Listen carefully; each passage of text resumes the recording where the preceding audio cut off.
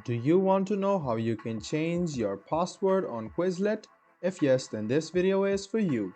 Hello and welcome to AI Basics. It's your host back again with yet another interesting tutorial video. In this video, I'm going to teach you how you can change your password on Quizlet.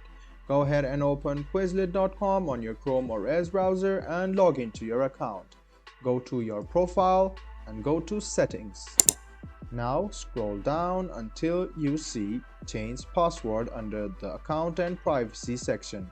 Go ahead and click Edit, write down your current password